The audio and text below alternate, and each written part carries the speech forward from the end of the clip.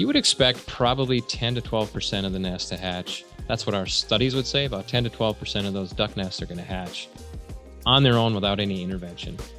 If we trap it, we're going to get that, upwards of 34 to 36% on average.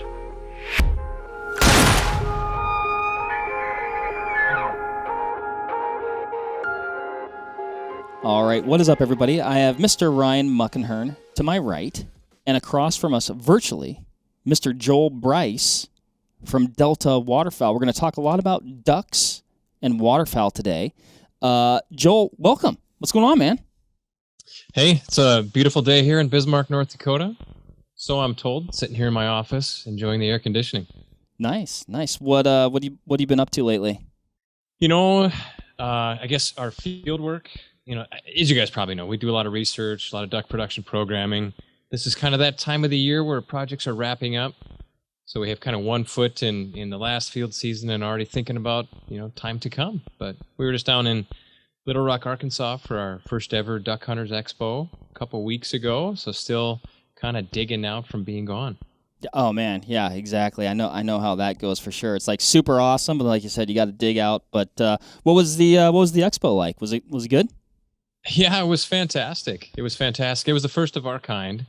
So if you guys know Brad Heidel, he's been around the conservation industry world for a long time.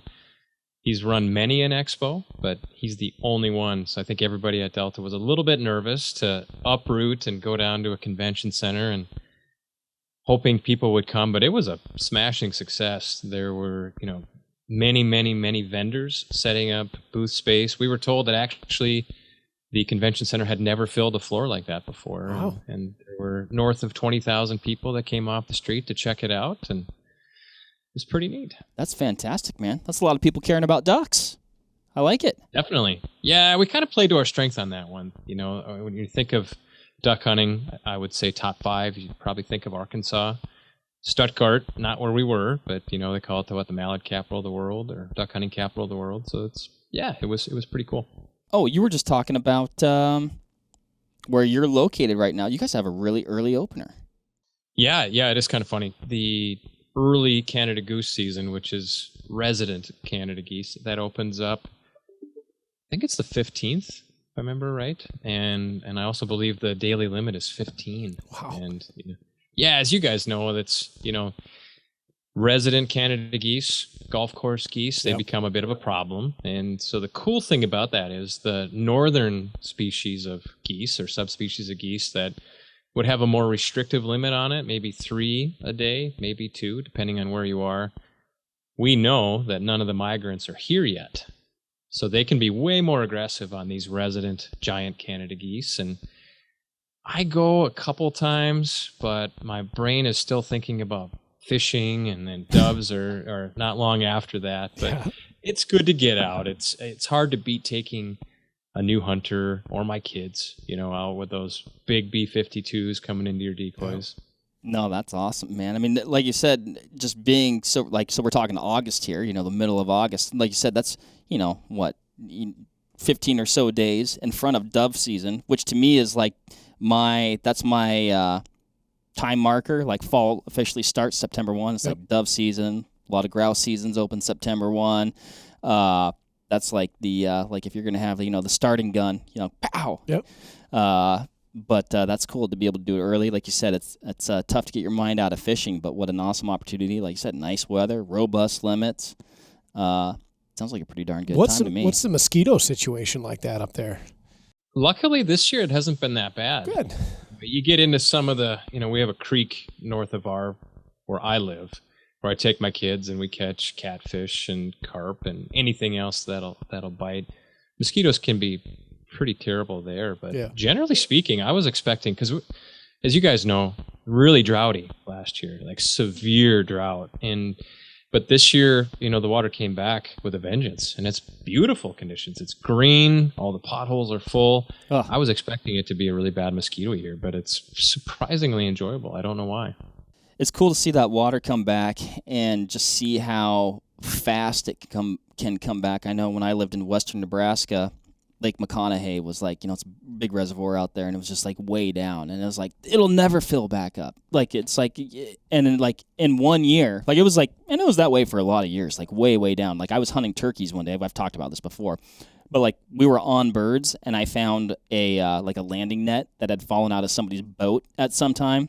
But like we were hunting birds where the lake used to be, and then in 1 year filled back up, and that was gone. So it's crazy to see how much that comes back. I was archery antelope hunting South Dakota last year, and on my digital mapping software, all the places that I had marked for water, when I got back in there was no water. So it's good to hear some of that's come back. Joel, obviously we mentioned Delta Waterfowl, so enough of the small talk. Let's jump into what you guys have going on. Really cool organization. If you can, just tell us all about the org, your mission, what you do there, how you ended up there, and we'll kind of use that as like a baseline to get into some things like how water affects waterfowl, mesopredators, things like avian flu, things like that. Just kind of get the rundown on what's going on with our waterfowl populations. Excellent. Appreciate the opportunity. I've been at this game for quite a long time. So my elevator quick, 1 minute pitch is pretty sharp. But Delta's been around since 1911, the oldest waterfowl conservation organization on the continent. When we started, we were nothing but a research organization. There wasn't a lot known about the life history of waterfowl, what made them tick, a lot of the management issues. So I think a lot of what's known about waterfowl, a lot of the, kind of the platform information that's out there that we read in textbooks came from Delta researchers. But I'd say back probably in the late 1980s, there was kind of this recognition that duck hunters needed and waterfowl needed extra representation. So Delta started to expand its presence and say, you know what? One of the things too is that we talk about waterfowl populations and their habitat being threatened, and we kind of had this awareness that waterfowl hunters are maybe a little more threatened than the waterfowl, the ducks and geese or the pressures. Waterfowl hunters face more pressure than the resource does. But so modern day Delta, I'm a bucket guy. I like to describe things in buckets, but Delta lives in about 4 main buckets: duck production, so there's hen houses, predator management, and then we have this hunter recruitment bucket we call Hunter 3, hunter recruitment, retention, and reactivation. Then we have habitat conservation, and then our bread and butter from our foundation, research and education.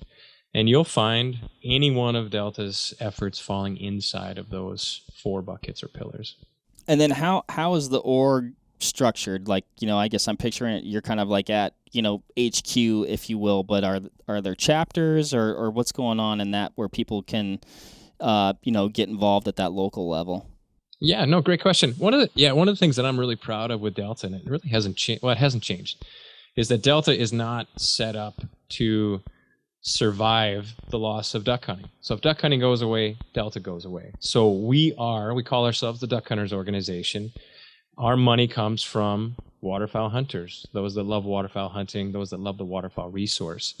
And so, we have our headquarters in Bismarck, North Dakota. And then from there, honestly, we have outlying staff spread across the United States and Canada. We do have an active membership. We have a magazine. We sign up for a membership. There's 5 issues of the magazine a year. If you do want to engage more locally, we do have about 400 volunteer chapters that do work across also represent Delta across the country, both countries.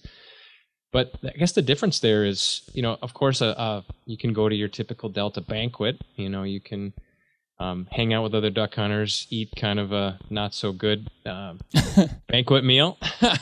That's my bias right there. What sets us aside, I think, is that we share in the profits with the chapter.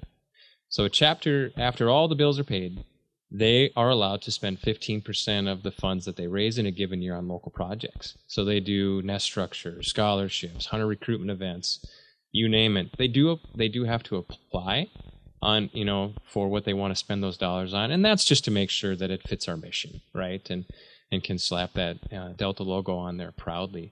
But it's pretty cool. And so, again, one of the big activities is hunter recruitment. So it's the local mentored hunts. And I know on our last conversation, when I had you guys on our podcast, you guys were in the depths of turkey hunting. And I think you guys were both a little bit short on sleep. You look a little more rested today. I think we are. Yeah. I think we are. It was a fun season. It was. I think what we'll focus on today is probably a little bit more on the research side of things, and some topics that I find just infinitely interesting and fascinating. And, you brought up the turkeys, which one thing that I'm hearing more and more and more about is, and it's not the only thing impacting turkey populations, but certainly a significant factor, are like mesopredators, things like that. So I'd be curious to see or hear from you guys what you guys are seeing as far as kind of the who, what, where, when, why about how that affects waterfowl. I'd say, I guess, just overall mortality, but, nest production and things like that. Yeah, that is a very much a hot topic and pretty near and dear to Delta and a lot of the work that I do. You kind of have to start that story, go back to pre-settlement days. I don't know if you guys have ever read the journals of Lewis and Clark, but they do talk about wolves being out on the prairies. They talk about being chased by grizzly bears into the Missouri River, and seas of water, seas of grass. And so obviously, if you've been out to North Dakota, it's nothing like the journals, right? So a lot of the grasslands have been converted to agriculture. A lot of the wetlands have been drained. But one of the things that has happened as a result of that is the predator community is also altered. So when you remove those apex predators who may be limited, what you appropriately called mesopredators, mid-sized predators, it allowed, agriculture allowed certain species of predators to enter, the prairies, and then it allowed others to increase in population. So kind of a trivia fact is raccoons are non-native to the prairie pothole region. They were present along the Missouri River corridor in North and South Dakota pre-settlement, but they weren't in the Canadian prairies. They weren't at large across North and South Dakota. They are predator number one or number two in terms of abundance on the landscape today. Skunks have increased in population.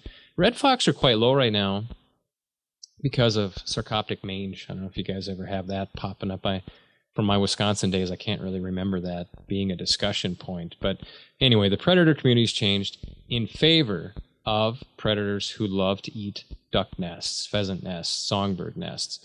And so what you have is, with ribbons of habitat, it's basically create a situation where duck nests and predators are confined to the same habitat. You and we could go out there and walk through a lot of the habitat and easily find duck nests. So imagine strapping a nose, a highly sensitive nose to our face, like a skunk, like a raccoon. Ducks just don't do that well. And so, it is one of those situations where the water is here on the landscape. We have lots of potholes, but those ducks go into the uplands to have a nest. A hen mallard will have to sit on her nest for up to 35 days before hatching. And so, they lose their nest at a very high rate. There are areas that do very well still, but there are massive areas that don't do well. And Delta does have, you guys are familiar with this, hen houses. It's an artificial nest structure program, and we have predator management. So what we do is we go into these areas where millions of conservation dollars have already been invested, but the duck production output is not what we would all want. So we layer our programs on top of that habitat to maximize production. And you guys have some pretty lofty production goals, as I take it, yeah? Yeah, and you might be referring to at our expo in Little Rock, we launched what we're calling the Million Duck Campaign. And so it's been in silent phase from a fundraiser standpoint for the last couple of years. It's a $250 million endowment goal, and we already have pledges totaling $172 million. Outstanding. Yeah, what that'll do is endow, so it'll pay for in perpetuity the production of 1 million ducks each year, partially coming from hen houses, partially coming from predator management. On the predator management side, how are you guys or who's going about, managing those predators and getting some of those populations a little bit more in check to balance the duck production? And really, it's probably not gonna. It's like we're talking about it within the context of ducks and waterfowl, but obviously it will benefit more than just those species at the same time, I imagine. Yeah, I like what you said there, and you said the word balance. One of the things that I openly and proudly say, this is not an extermination program. We are not trying to remove predators from the landscape. They are important. They play a vital role. It's just way out of whack. And so the key there is we are just restoring the balance during the primary nesting season. And so for the predator management side, we have maps and models that pinpoint where we want to do this work, equally important where we don't want to do this work. And we bring in a professional trapper, and they come onto the landscape from mid-March to mid-July, and they restore that predator-prey balance. And what happens is you see ducks reproducing and hatching their nests and broods surviving at historical levels. And so it is pretty amazing. But yeah, we assign a target area to a trapper. They do their job. It's pretty amazing. Do you have like a story of like a place, just to kind of be more specific about, like, okay, we weren't doing predator management on this piece, and then we did do it, and like have kind of that, I guess, that before and after? Oh yeah, definitely. So we have, again, you go back to our science. We started studying predator management in 1994, and we're still studying it today. It works, but sometimes, we're looking for ways to improve the program, be more efficient, maybe refine our target areas. But we're seeing almost a tripling in hatch rates as a result of the program. In Canada, I don't know if this is, I don't know why anybody would know this, but so if you just go out there and study hatch rates of ducks, let's go into an area that has 10% grass on a township, let's say. Not a lot of grass, but a lot of water, a lot of ducks. You would expect probably 10 to 12% of the nests to hatch. That's what our studies would say. About 10 to 12% of those duck nests are going to hatch on their own without any intervention.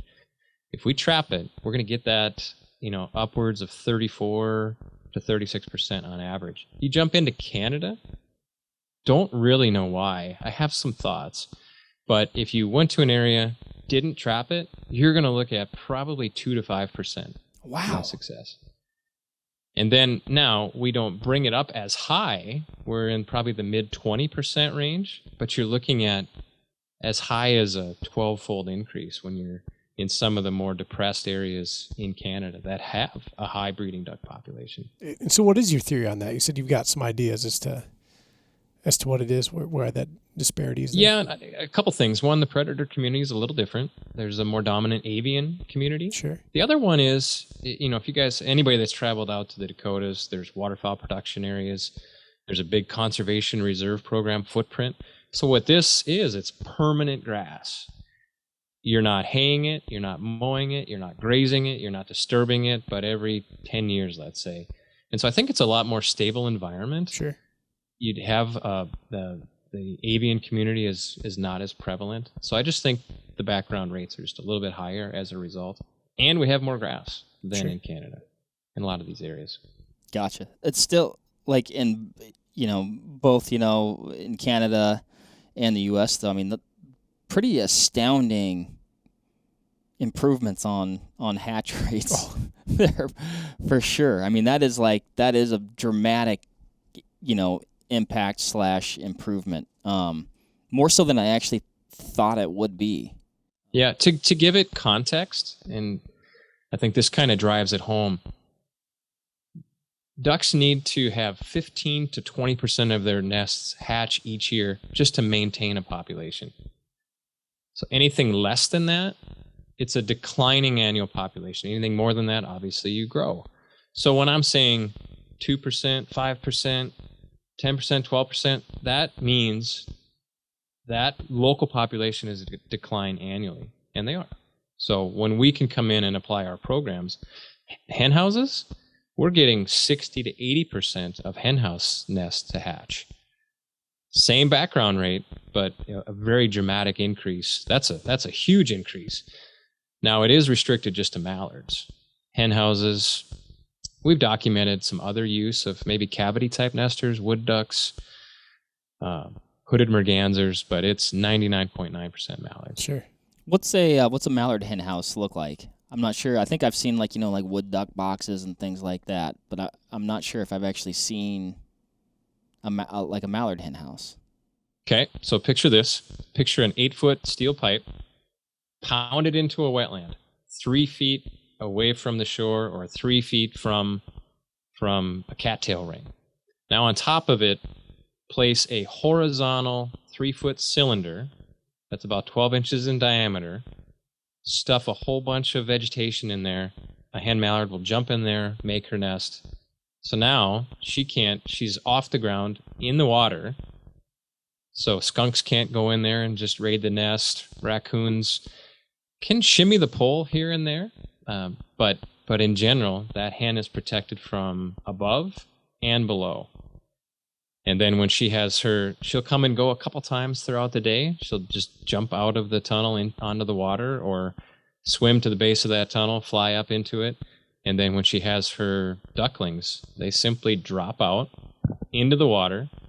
And ducks, I feel like I'm the trivia guy. So write these down. So if you want to be the cool guy at your next party. But which I do want that, Joel. So this was going to be great. Yeah, we'll take it. Yeah, so a hen mallard. So interesting. So when a pair of mallards flies back from the south, they have a pair, and they basically select a wetland, and that becomes their territory, right? So once that hen she decides she's going to go make a nest, she will fly and establish a nest upwards of a mile away from the water that she plans on bringing her brood to after they hatch. So imagine a mile. So the hen mallard and all of her ducklings traveling. So you can imagine the exposure they have to predation, whether it's skunks, raccoons, coyotes, fox, domestic cats, I suppose possum at points further south. And so that hen house eliminates all of that, overland travel. Fascinating that the mallard would see that structure and adopt it, just out of the blue. I don't know why they do it. Yeah. It's interesting. So take dabblers. So dabblers are any of those ducks that tip and feed. So teal, pintail, widge and gadwall mallards. They nest in the uplands, dry ground, hard ground. Most of your divers, canvasbacks, ruddy ducks, they will establish a floating nest out on the water. A mallard, being honestly the most adaptive duck on the planet, they will on occasion do the same thing. They'll nest on a muskrat hut. They'll find some matted cattails to do that, and they'll nest in the wetland. But nowhere is there a tunnel 3 feet off the water that they can jump into. No idea. But they saw it, they're like, hey, this works. Nice place. Yeah, thank goodness they do it. Like obviously like a wood duck. You guys mentioned wood duck boxes. A wood duck is looking for a dark hole to fly into and have their nest. But a mallard, I don't know why. They're just so darn adaptive. I'd love to know what goes through their head. Like if they see that thing and they're like, my Lord, what good fortune. It's like finding an empty mansion or something. Yeah. Like, oh, I can have this? That's super cool. Anything, did we not touch on anything on the predator side of things that's impacting waterfowl right now, or projects that you guys are working on that are related to that? I think, again, I guess this one's kind of interesting in the fact that, again, if you take all of the factors that decide whether a duck population declines, maintains, or increases, over 80% of what drives that population occurs on the breeding grounds during the breeding season. Hunting, disease, any other form of mortality, that makes up about 9% is it. Wow. So regulated hunting plays a tiny little role. So if you want to impact the duck population's growth or population size, focus on the breeding grounds. And that's why you find Delta almost exclusively focused on breeding ground issues. I mean, it'd be foolish not to. Like 80% I mean, that makes 100% sense. You mentioned other factors, though. What about disease, or what diseases are affecting waterfowl, and when are things or events like that occurring where you're seeing maybe like a spike in disease, and like is sometimes increased populations, is that a contributing factor because you just simply have more birds, or what's going on there with like avian flu and things like that? Yeah, I mean, I guess in general, certainly, yeah, population size, population density can, affect disease outbreaks. And you guys know that. Obviously, you guys are dealing with chronic wasting disease. You'll have periodic outbreaks in rabies, in skunks, or distemper in raccoons, or whatever. But in the waterfowl world, one of the things that I've personally had a fair number of dealings with is avian botulism. Maybe that's what I was trying to think for, as a person, but basically there are areas in the prairies that ducks are drawn to in high numbers, but they're quite shallow. And so what happens is when that water heats up, it becomes anoxic, or very low oxygen levels, and that'll encourage outbreaks of anything, one of them being botulism.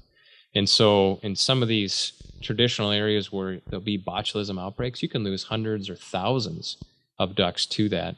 And in my past, I drove an airboat for the U.S. Fish and Wildlife Service and had people in the front of the airboat picking up dead or dying ducks. And the thought was, if you removed those botulism ducks from the system, that it would cut that whole cycle short. Then there was a big research project that proved that wasn't the case. So picking up dead ducks was more of for the public. It just wasn't as off-putting. So now, so this is an example of research. I guess forming management decisions. So no longer are botulism ducks picked up thinking it's going to cut the cycle short. It's only picked up if it's in a high visibility area to the public, like on a refuge or something like that. Sure. But then you have avian cholera, and just a whole other host of randomness. But, you guys probably have been hearing, thinking, talking a little bit about high path avian influenza. That's kind of a hot one right now, especially with Canadian hunting seasons coming up here in the next little bit. You guys is that on your radar screen? You guys hear about that? I mean, a little bit, but definitely dive in. Yeah, bird flu is kind of, what you can, tongue in cheek refer to it as. And, there have always been influenza type viruses, in waterfowl, and domestic birds, chickens, for example.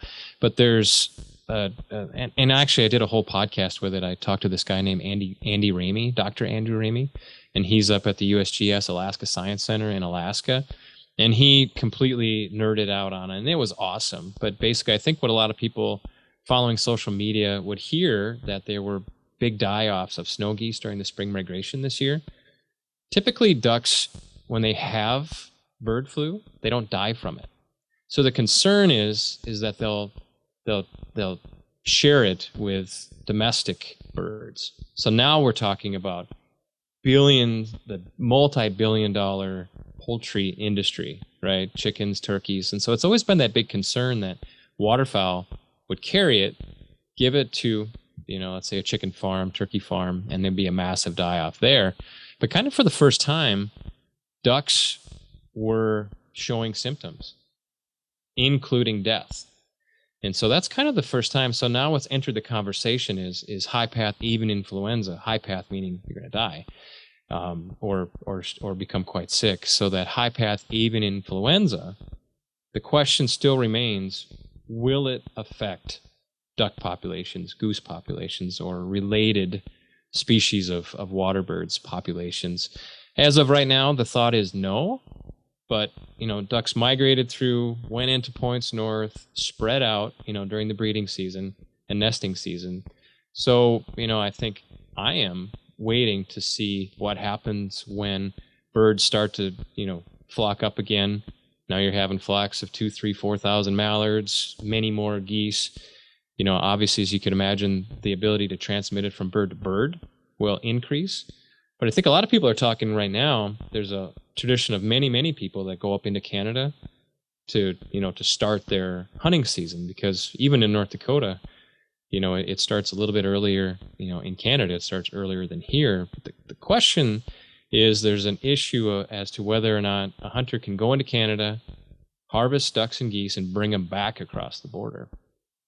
So that's something that we're keeping our eye on. As of right now, it looks like you can, as long as you weren't hunting in an area that, let's call it, quarantined.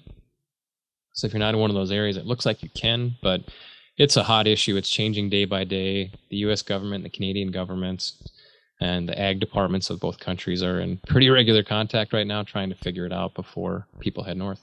Is it known, why? Like, why you weren't seeing, those types of things, cause mortality, and then all of a sudden, like, you are seeing that it is? Is it just kind of being more well documented, or did something, change with the... Yeah. The thought, it's kind of like, I tell myself I'm going to stop saying the word COVID, but obviously we have many different strains. There's mutations. And as I understand it, it's an identical situation.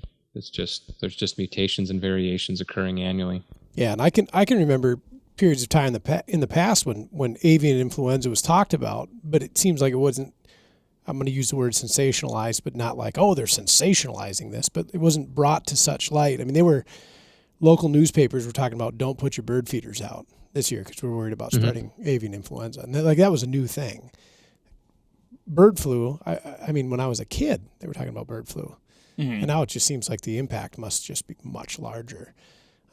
Yeah. The concern has always been from the domestic side. Sure. Again, it's the multi-billion-dollar domestic poultry industry. But again, the concern was never about ducks or geese. It was about them being a vector. Sure. And so if they were vector, meaning they could carry it and basically infect, trying to create a situation, I don't know how it happens. Trying to think of some way that everybody could go, aha, I get that. But just suffice it to say that if domestic and wild birds interact with each other through whatever situation, or let's say that I'm out hunting, and this is maybe more of a present issue. Let's say I'm out hunting and I'm successful and I harvest a bunch of snow geese. Well, I stepped in a wetland, let's say, that had that HPAI in the water. Now I have it on my boots, I have it on my waders, I have it on my hands. I bring these birds back to the 4-H barn, to my neighbor's, chicken operation, and guess what? I basically just infected that whole flock. When they get one detection, they wipe out the entire farm. It's a complete removal of those individuals from the system. Yeah. Wow. And when we've been seeing that, it's just wild when you see those numbers on the commercial production side of poultry and things. When they do close down a farm, it's drastic. It's dramatic. It's wild. Yeah. Massive depopulation. And I should flag for you guys, there is an article that we wrote. It's on our website. There's a link in there. On that link, you actually go to a map of Canada, and it shows where, I guess, areas where there have been outbreaks, and then the quarantine area around it. Best knowledge right now, that's what hunters need to pay attention to. So if you're going to Manitoba, look for any one of these control areas. And if you hunt there, the current thinking on the street is that you can't bring those birds back. But if you hunt outside of that area, you can bring it back. But you know what? It's a fast-changing conversation, and we're going to try to keep people up to speed on it because we seem to be getting those questions almost daily. Are there things outside of the birds that a hunter needs to be, or maybe just a person, if they visit within that I guess, bubble of quotation mark, quarantine, but like, do they need to be more diligent about cleaning their gear, washing their boat before they, get outside, or, giving their waders an extra rinse? Is that something that people need to be more mindful of as well, or? In theory, yes. A mild bleach solution, it wouldn't be a bad idea. If someone was interested in it, it's so far it has not been identified as a concern for humans. Mm-hmm. So all the word on the street is, there's the threat to humans has not been identified. But if you want to play your role, and try to minimize the spread, I don't think any or many people are going to do that. But, just as right through the wall here, one of our waterfowl scientists, he has his own, he has his own chickens at home, and he decided not to hunt snow geese this spring because he was worried to bring it home. Sure. And so, if you're in a situation like that, absolutely, you can take those steps just to, maybe clean your birds off site, use that mild bleach solution to clean your equipment, your waders, your boots, I suppose your decoys. Interesting stuff. What we were talking a little bit about, and I'm jumping around here. So if I'm leaving these topics too early, Ryan, or if you have additional questions, please. I do want to go back to predators eventually, but we'll circle back. Maybe we'll end up back there. Yeah. We were talking about drought earlier, though, and that seems to be something that ebbs and flows. But you could have, I guess, a really you could have a drought, and then I guess, or you could have like a really dry spring, or you could have, conversely, like a really wet spring, and maybe those are all three separate things that might affect waterfowl production. So let's just start with the drought. I mean, we've seen a lot of that, as of late. Like, it sounds like it's improving, but like, what does a drought mean for waterfowl and production? Yeah, it's a necessary evil, I would say, from a hunter's perspective. If we had nothing but prolonged wetland systems would be far less productive. And so drought, dry and wet cycles are critical for the life cycle of healthy wetlands, healthy waterfowl populations. So, we think, try to drought-proof the prairies. Well, you're actually shooting yourself in the foot. When we do have so let's say you have a wetland, and actually go back to Wisconsin, Minnesota, where you have smaller, deeper bodies of water.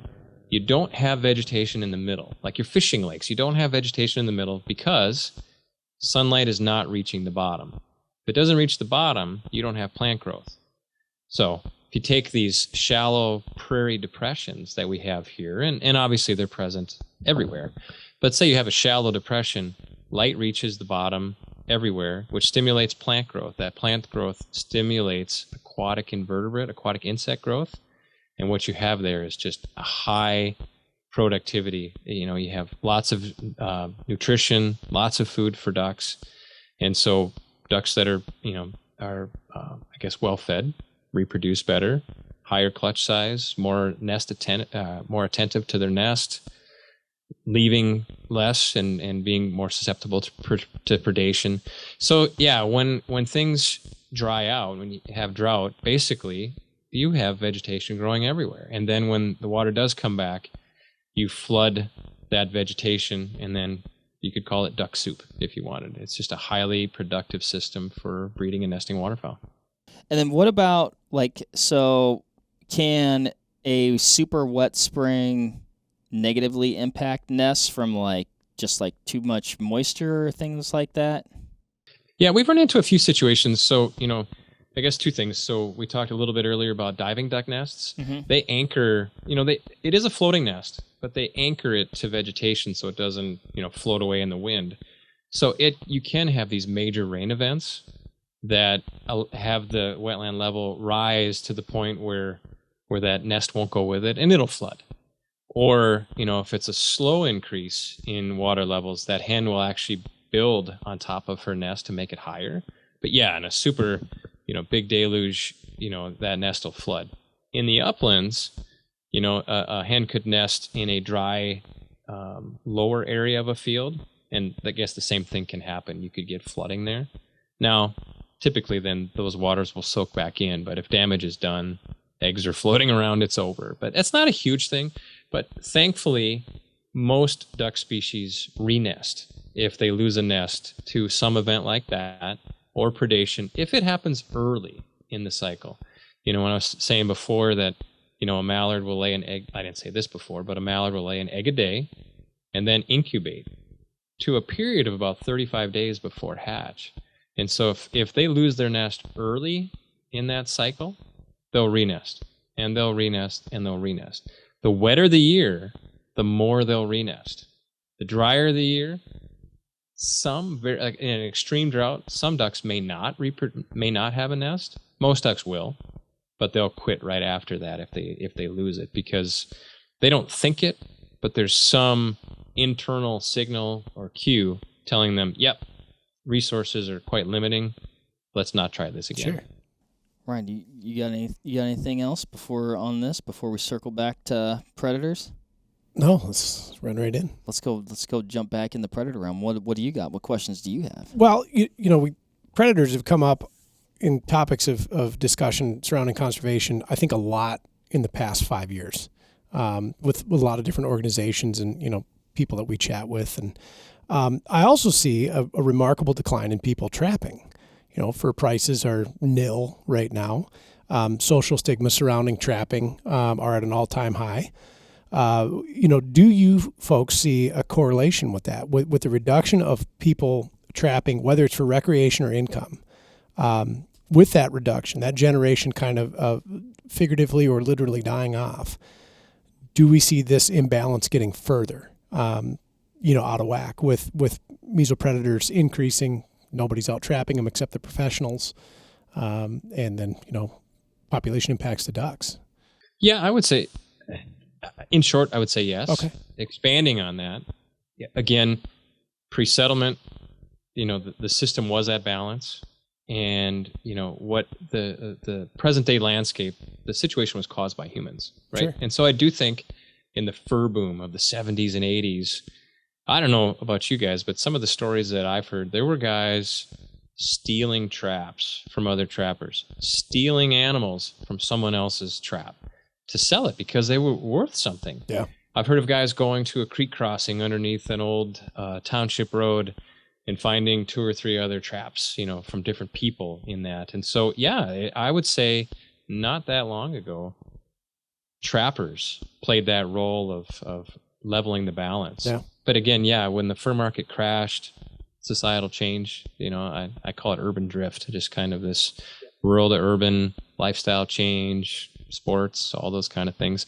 Yeah, the trappers aren't doing that anymore. right. Certainly in certain situations they probably are, where there's a active, the way we love hunting, someone loves trapping, they may perform that duty, wherever they're from. But yeah, I would say that, in those late 80s and 1970s and 80s, I think trapping did what we're doing now. Yeah, Mark and I have talked about in the past, like things that we can do as hunters and thusly conservationists is, you buy your tags and your permits for the year for your bird hunting, whether it's waterfowl or upland or turkeys or whatever. You go set 5 dog proofs, and then you're really helping out a population, especially like with turkeys. Conversation that we have here a lot is the decline of turkey population in our area, and questions as to why it's declining. And of course, predators are at the top of that list. We're seeing more and more raccoons and feral cats and opossums and skunks and things, and nobody is trapping. Maybe we do go get 5 dog proofs and set them out on the landscape. And yeah, I mean, it was a curious conversation that we were having. Like, let's say, if like everybody who bought a duck stamp, trapped five coons and like like in a critical nesting area during that time of year, like would in aggregate, like could something like that, and I guess you don't know, maybe No. or maybe it'd be impossible to know, but like in aggregate, I'd just be curious if that could actually have an impact on waterfowl production, or if it'd be a noticeable tick up or just nothing. I think in theory anything's possible, but I think to use a deer analogy, and I guess in Wisconsin it's quite common for large groups of landowners to self-limit antler size that they harvest. So if one farm does it and all the neighboring farms don't, then you'd say, the quality deer management concept doesn't really work. I think the same thing goes for trapping. If you go out and you trap 3-4 coons, 4 or 5 coons, I would say odds are it's just going to make you feel better. But it's about the intensity of the effort and the timing of the effort. And that's kind of what we say is we've studied it from a scientific standpoint. We've studied it from a management or programmatic standpoint. I'm telling you, we hire that professional to come into an area And we tell them, you are doing nothing else other than work for us for 4 months, and you're going to trap and work 7 days a week until it's over. And so some of those trappers are using upwards of 300 to 400 traps, on a township, and it's quite intensive. And you still don't catch them all. No. We're still losing 60 to 70% of the duck nests in that situation. So again, scale that down. I'm going to throw out a couple dog proofs. I'm going to throw out a couple cages. I'll catch 3, 4, 6, 8 raccoons and a couple skunks. Sure, but I guess my belief would be that there are many more other predators waiting in line to take that place. So it probably is more of a systematic, focused effort that would be required to get that bump anywhere. Sure. Gotcha. Sure. We just need to become professional trappers then, Ryan. And then we'll have it impact. You recruit the whole lot of us, make fur trapping great again. And the residual benefits shall be seen. It would be nice. We just need see a big red hat right there. Yeah. Make trapping great again. Yeah. just out of curiosity, if you bring a trapper in like that, running an operation that size, what do you have numbers on, like the numbers of coons or skunks that you'd pull out of an area like that? And like, is there like a square mile size or acreage size that you're targeting? I suppose it's variable depending on the program and where it's at, but right. Yeah. It's a range. Sure. It's quite the range. It depends. And so there's 2 ways that we have trappers trap. We assign them a block. So in the Dakotas, if we give them a block, it'll be 6 miles by 6 miles. And we know that there's a ton of ducks inside that township. That's 6 miles by 6 miles is a township. And we'll say, trap everything. Trap the shelter belts, trap the culverts, trap the wood piles, trap the fields. And in that situation, it varies simply because of disease. We'll have depressed red fox population. There'll be a big distemper outbreak. There'll be a rabies outbreak. But let's just say, if there is such a thing of just kind of average times, you'd probably catch 200 to 300 animals out of a system like that during that nesting season. You'll have locals, but then the second half of the season, you'll have a lot of immigrants coming from the surrounding landscape. The other way that we trap, which is my favorite, we call it hotspot trapping. We assign trappers only grass. So we'll assign them parcels of grass that total up to 3,200 acres of grass. So since ducks nest in the grass, what we found is that we get the same amount of production, duck production, if we give them a township or if we give them 3,200 acres of grass. Wow. So they just target the grass.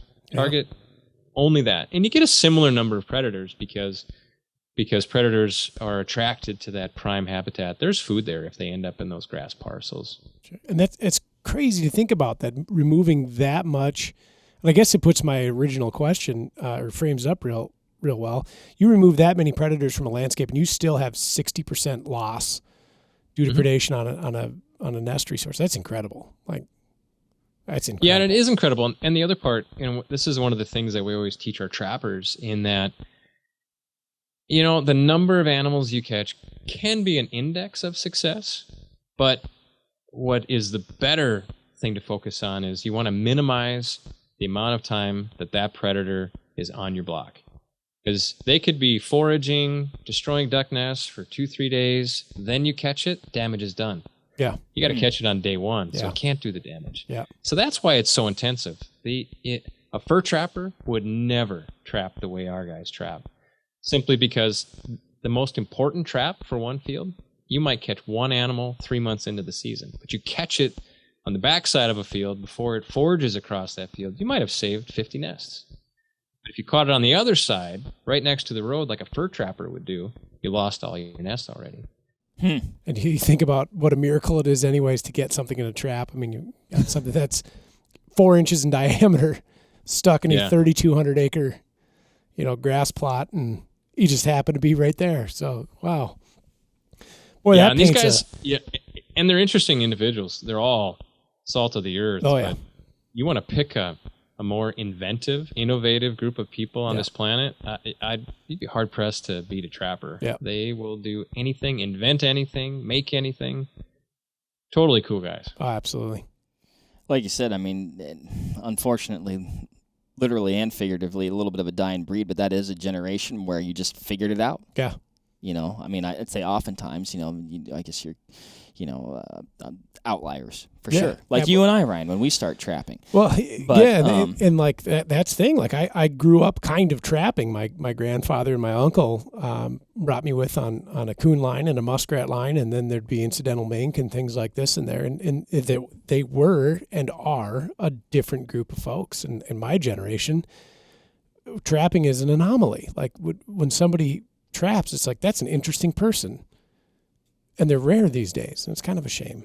It's interesting, though, and again, like this is podcast probably 5,000 that I've talked about it, right? But in Wisconsin, which I'm not saying it's a bad thing, like we have Trapper's Ed qualification here, right?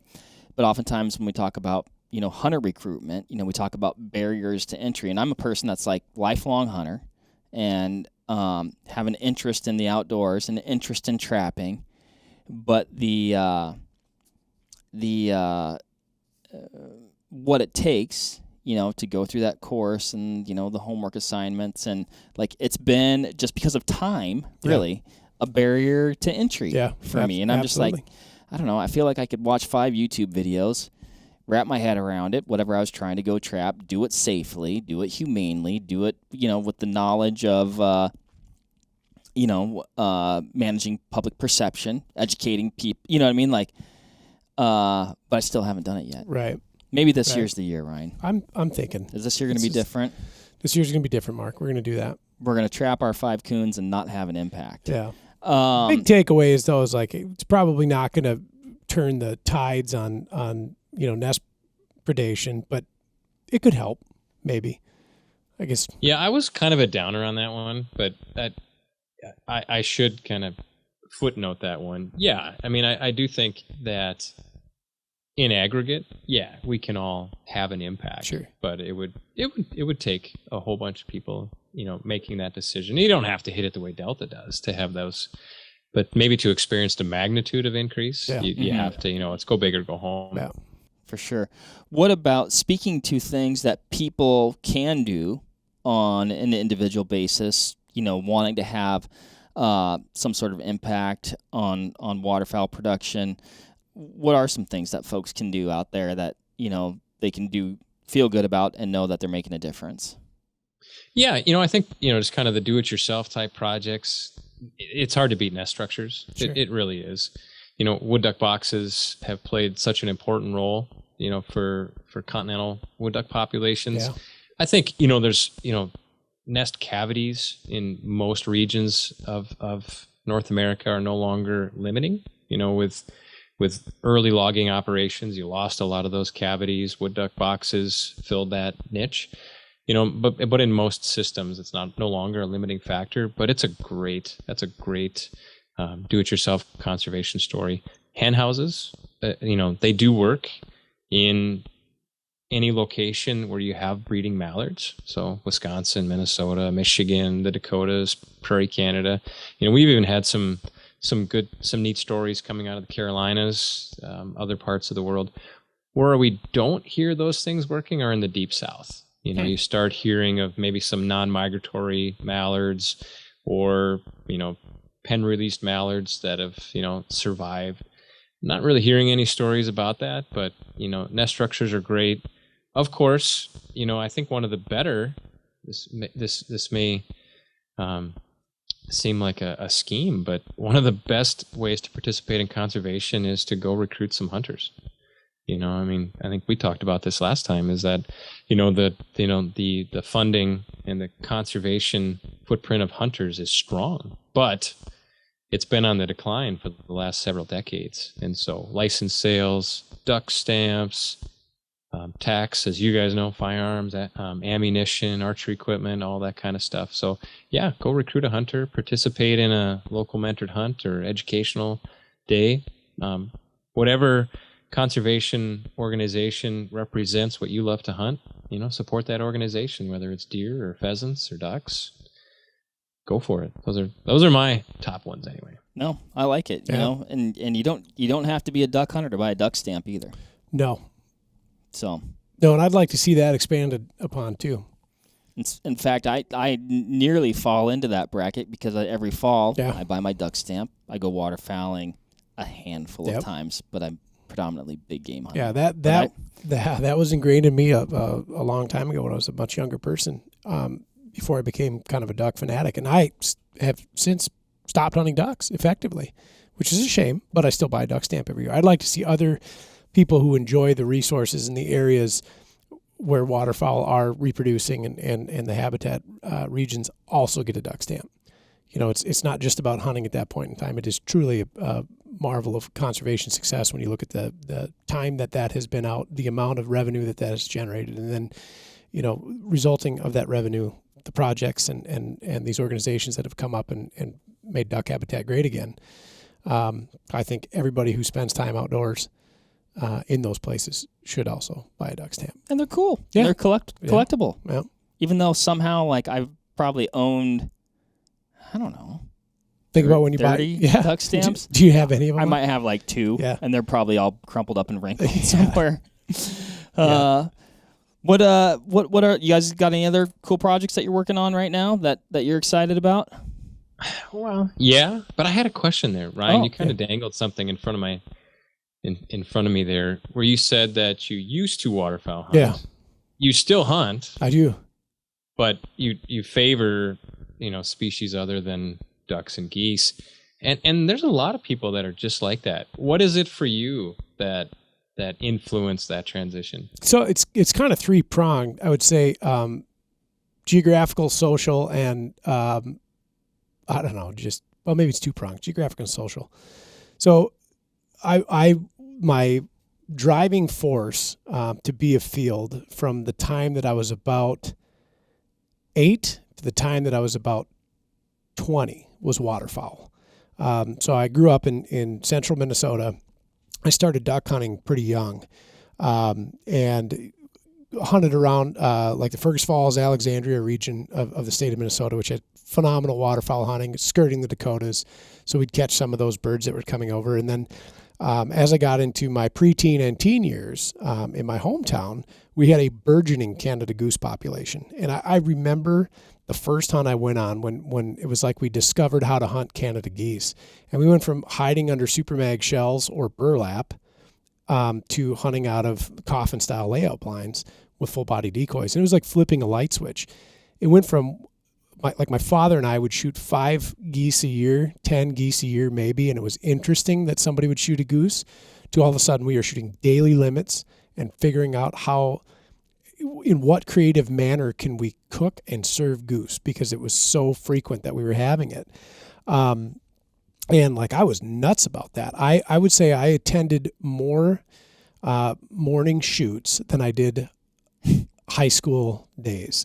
And I know that to be true because when I graduated, I had enough detention that I was surprised to see my diploma signed. And it was all for truancy because the geese began flying at about the same time that first period class started. And I had priorities, and it was geese. After a while, and of course ducks too, I loved hunting diving ducks and cold, blustery, late October to early to mid-November days to hunt diving ducks. I discovered the West, and I discovered mule deer and pronghorn, and that shifted a lot of my focus. But also, like my grandfather, who was instrumental in me being a waterfowler, became ill and just couldn't hunt anymore. Now I just didn't have my hunting buddy, so to speak. So I stopped pretty abruptly doing it there. I think the last time I shot a duck was 2013 or 2014. It was my buddy's bachelor party, and we had a phenomenal shoot. We had a 30-bird day. Shot a clean limit, plus a handful of Canada geese and a couple of coots. It was his bachelor party, and we cooked them all up and just had a go of it at that. And that was the last time I hunted ducks. Then I moved out here, became busy, had a real job, and it's just something I haven't gotten back into. But can't skip class anymore 5 days a week. I know it, right? And so priorities definitely shifted. The passion is still there, though.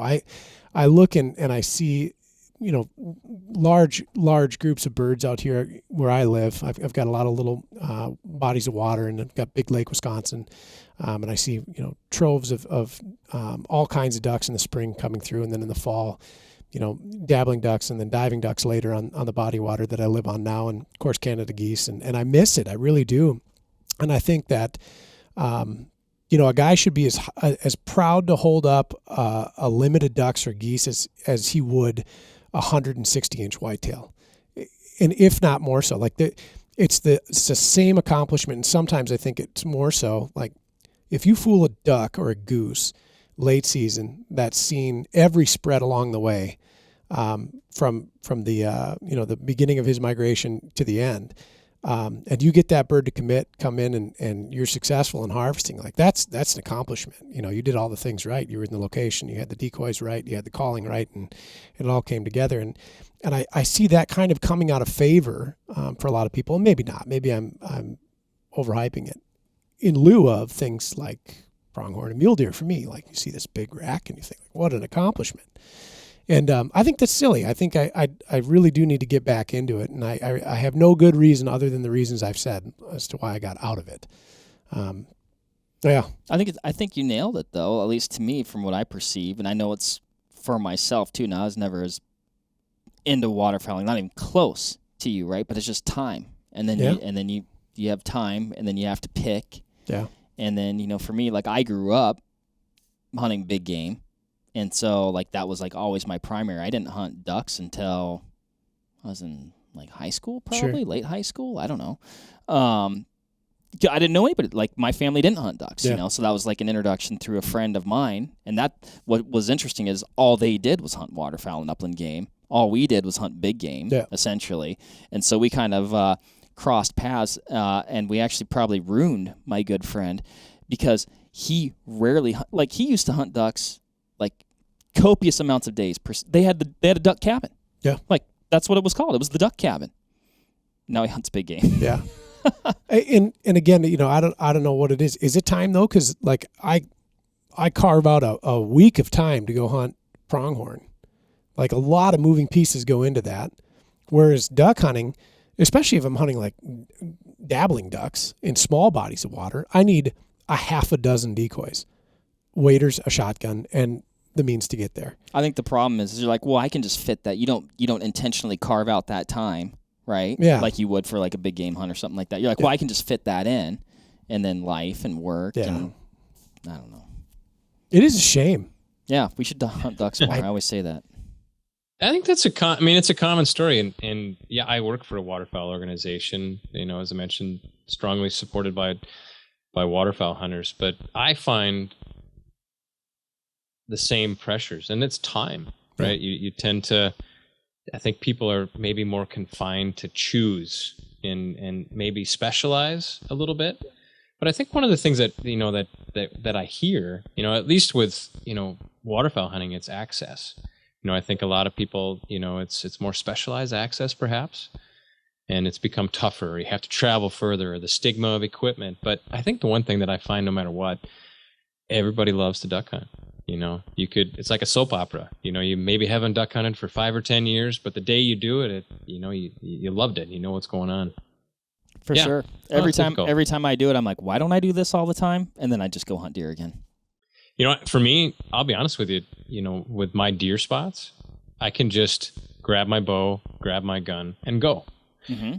With duck spots, scouting, load up a trailer full of stuff and go. And it's enjoyable as heck, but it takes just a little bit more time. And when time is not your friend, you end up picking something else. And COVID, to say the bad word again, nationally, there was about a 5% increase in license sales across the United States. Yeah. And as a result, because COVID gave people back time. But interestingly, in prep for our expo in Arkansas, I started just looking at some license data. So you had, before COVID, licenses were at a certain level. COVID jumped up quite extensively. The year after, dropped back down to pre-COVID levels. So, I was wondering, you heard about those big bumps, and I was really hoping that those people would stay on, but it sounds like the data is showing that didn't happen. We did talk about how it'd be a remarkable time to buy a lot of gently used outdoor equipment about the year the year afterward. It was a shame, but yeah, I think we ought to make a pledge, Mark, you and I, to get out and hunt waterfowl. I've already bought the stamp. Like I have everything I need, right? I just need to put 2 and 2 together. That and I'd have to rebuy gear. I don't even know where all my gear is now. That's fine. I have it. You have gear? We're good. Okay. And it's all very lightly used. Okay, good. Yeah. Yeah, just walk the local creek for wood ducks. That's don't need all the gear. Although when you start to love something, you tend to research and obsess and make it maybe more complex to make it more of a challenge. The iteration of decoy, style, shape, size, call, style, sound, and tactic was just never ending. It's all we thought about when I was heavy into it. And Well, you're a hell of a duck and goose caller. it's just kind of funny how you get fixated on these things. Whether they work or not, I guess, yet to be seen. I remember when all of a sudden our short reeds weren't killing birds, nor were our fully flocked, full-body decoys, but we switched to silos and flutes, and all of a sudden we were back in the birds. It was interesting. Yeah, So, I have friends that are very avid waterfowl hunters. They have, for their Canada goose decoys, they've gone back to silhouettes. yeah, portability, So cost, and how big can you make your spread? And I don't know, like we didn't put enough time and research into it to give it that scientific stamp of approval, but I think the birds got conditioned to seeing the same spreads and hearing the same calls, and it's like the same old trick, same old hat every time, and then change it up a little bit, and we're back on birds. It was really interesting. So, yeah. Do you have silhouettes? No. That's fine. We'll get them. Well, yeah, we're fine. Maybe we need more. We'll get some more gear. Yeah. Good. just scout.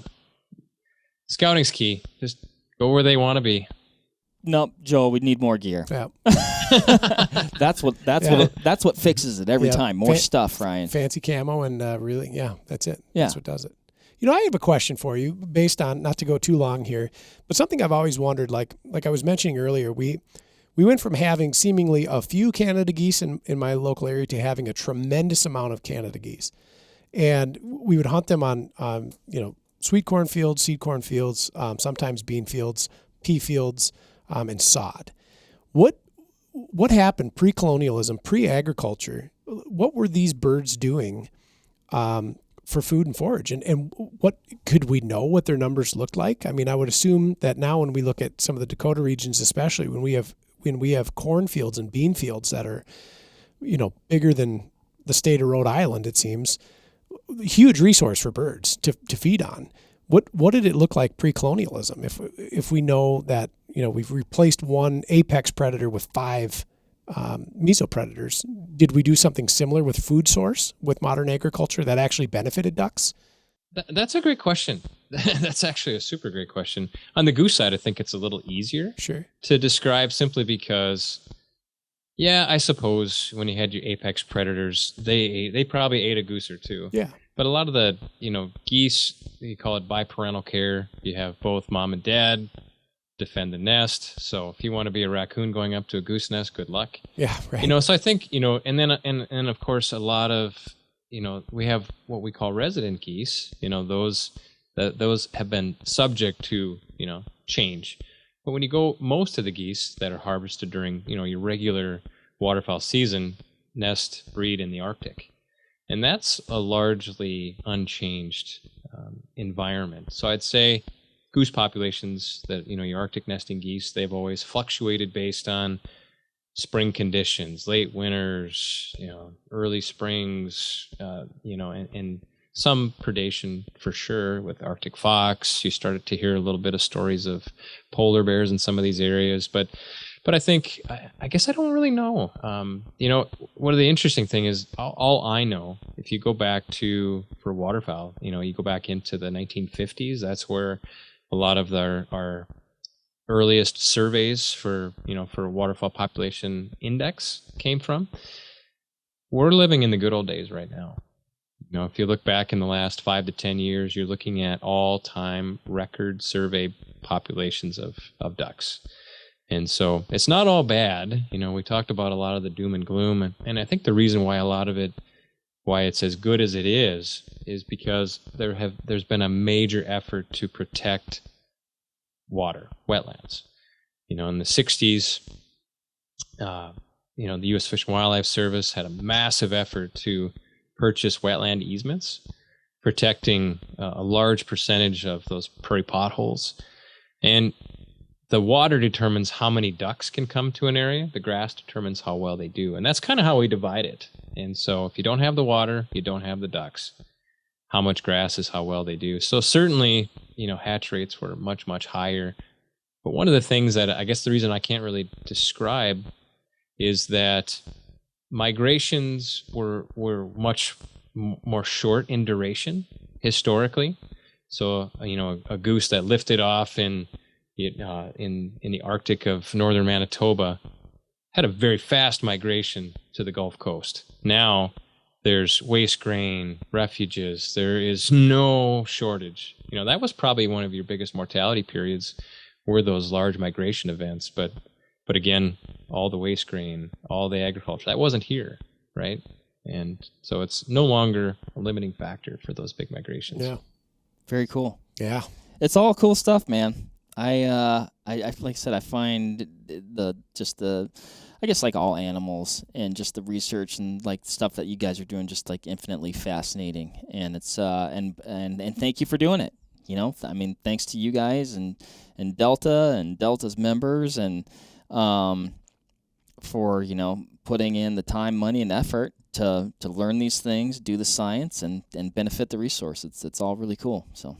Yeah, one thing just super quick that people might want to pay attention to, we're talking about migration, hunting pressure is another big subject, but we have a rather large radio telemetry project that we're going to be launching here in the next month. And these birds there'll be mallards, 100 adult female mallards. And they're going to have a satellite transmitter placed on their body. And then we'll be able to track their migration from the breeding grounds, Saskatchewan, Manitoba, North Dakota, to the wintering grounds during hunting season. So it'll be interesting because we get a lot of questions of, have ducks changed their migration patterns? Are they short stopping? How are they responding to hunting pressure? And with those 100 transmitters, we'll get a glimpse and we'll share that, with anyone that wants to look at it. When we do radio telemetry studies, we typically publish migration maps every 2 weeks. So it's frequent enough that they're fun to look at, but not frequent enough that you could respond to it as a hunter and go try to find those ducks. And but it is interesting. We hope to answer that really big question that people have been asking of where are the ducks? What are they doing? Where can a person find that information then? Yeah, we push it out on all of our social media channels, but then we also, use our website, deltawaterfowl.org, as a reservoir for all of those images.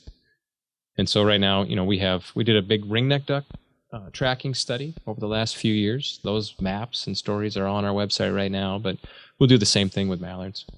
Awesome. Yeah. I'll be checking that out. Yeah, no doubt. That sounds really cool. So, like you said, it'll be a glimpse, a little window into that facet of the migration and a duck's life, and learn a little bit more. Sounds like a great story, a duck's life. Yeah. That would be. Did we? A bug's life did well. Did we miss anything, Joel? I don't think so. That was a pretty wide swath. I really appreciate the opportunity. Yeah, we definitely kind of took, touched on a lot of different, topics that you could probably spend a lot more time in. Sure. But I think it was cool to hit on all those different things and all the different, things impacting ducks and production and just their lives and some of the biology behind them. So I appreciate you sharing that information with us. And we'll definitely take some of it to trivia night. Maybe Ryan and I should plan a trivia night and we can rig it so we look extra smart. Yeah, we'll sit across from each other, or like across the bar, so we look like we're in contention. But right, yeah, just these two fascinating gentlemen showed up at the. We'll get it figured out. It's duck night. Yeah, waterfowl trivia night. Yeah, we'll organize that. Cool, man. Well, thank you so much for joining us and taking the time to chat about this stuff. To the listeners out there, I know I enjoyed this. Hopefully, you enjoyed it as well. If you have any duck questions, I would say.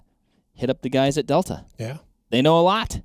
They know a lot of waterfowl stuff. So, thanks again, everybody. We'll catch you on the next one. Thank you, Ryan, also. Oh, certainly, Mark. Yeah. I don't want to leave you out. Thank you. Bye, everybody. There you have it, folks. Thank you very much for listening. As usual, give this video a like if you liked it, comment something below, and give us a subscribe to the Vortex Nation podcast channel. It would mean a lot to us. Also, why don't you give us a follow over on Instagram while you're at it, at Vortex Nation Podcast. We'd love to hear from you over there, and we'll keep you updated with all kinds of cool photos and videos from our adventures that we do here.